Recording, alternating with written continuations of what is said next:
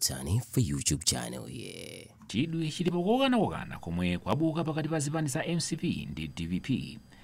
Zipani zikukokana pa mbiri zawo zokhudza imfa za anthu omwe amamwalira modabwitsa maulamuliro awo kapena pamene chipani china chili kunja kwa boma.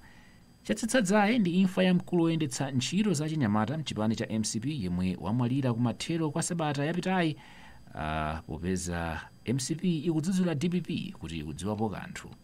Koma nayo DPP yadzudzula MCP ponena kuti chipanichi chili ndi mbiri ya imfa zodabwitsa pansi pa ulamuliro wake, yabweretsa aneneri a zipanizi kuti afotokoze mbali zawo. Ndale zimene timapanga ife ndi zabata, ndi zomanga mudzi, ndi ndale zoti dziko lino anthu akuvutika ali ndi mavuto enieni, osati kuti andale tizibwera tidzapatsa mutu bai kunena kuti tikawotchawa kuti tikatere. Ndiye zimene tikunenera kuti ife tikhale chete. Koma mawu anga pa DPP asatitengere kokati yesa. Izizi zomangoti tosa kuti tione tikodapanga chani. Masewera amene walekeke. Chifukwa tikutatayikiridwa ndifeyo.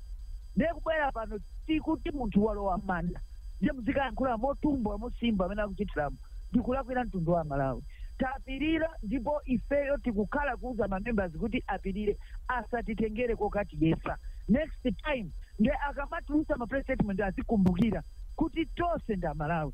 Dziko lino tindi responsibility yosunga bata. Ife tikwauza kuti musakwiye musabweze. Kukwiya kwanu kalembetseni. Ndiye izizi zimene akupanga akangotulutsa press statement amene waiwerenga wa Congress kalembetseni.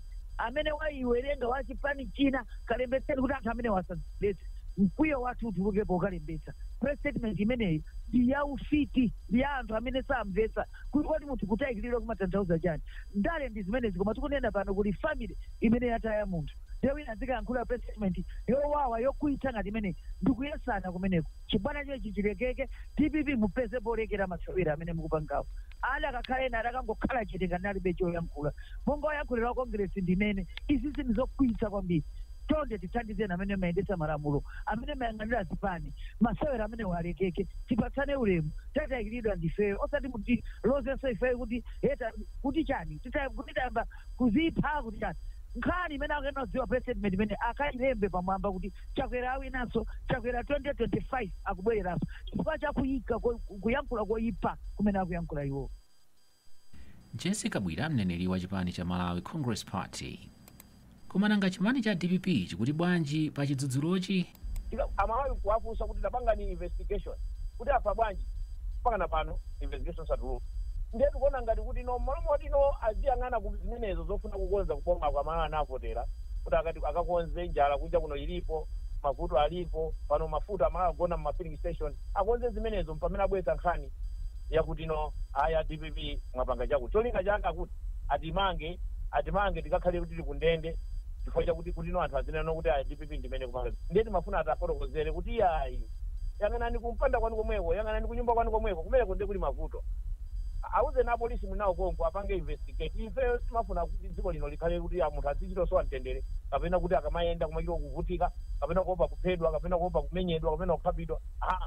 Ife timayima pa chilungamo. Ndiye chilungamo chathu tikuti inu ya polisi ali konko kufuzana apite kumakhota athu akamangidwe akasevejere. Afufuzeni ndithu. Ndiye uthenga wathu medu kumeneka. Kodi anthu afuniraji umboni wina popeza Malawi ndi amene akufusa. Kodi Malawi sadapempha ajakwera kuti afufuzani ndege. Akazi awo malemu chilima sana apemphe koma ajakwera kuti afufuzani kuti amunanga adafa bwanji. Anthu mabungu osiyana sadapemphe koma kuti afufuzani kuti Saulo sadafa bwanji. Kodi ife sidapemphe ngati achipani cha DPP kuti malubino ripoti likonko tapeleka ripoti ya Malawi amve malubino amaphetwa bwanji.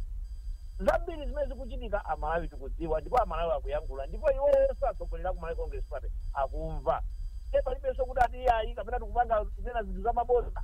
Ukamba zinthu zakuti zochitika. Kodi inu malubino ndiye umboni ulipo chimene angapange iwowo ndichakuti nayang'aneno zimene akuyankhula Amalawizo ndiye umboni. Shadrack Namalomba, mneneri wa chipani cha DPP.